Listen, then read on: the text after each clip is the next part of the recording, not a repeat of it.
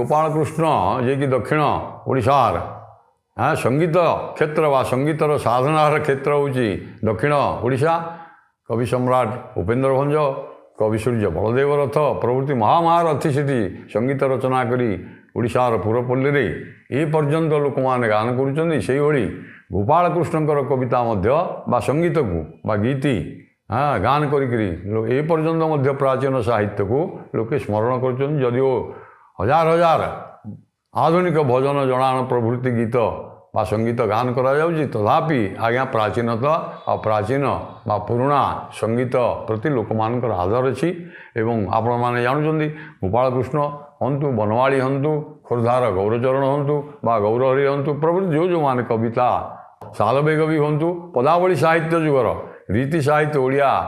रीति काव्य बा रीति युग पर शेष पर्यायर ये सब संगीत युग आसीगला।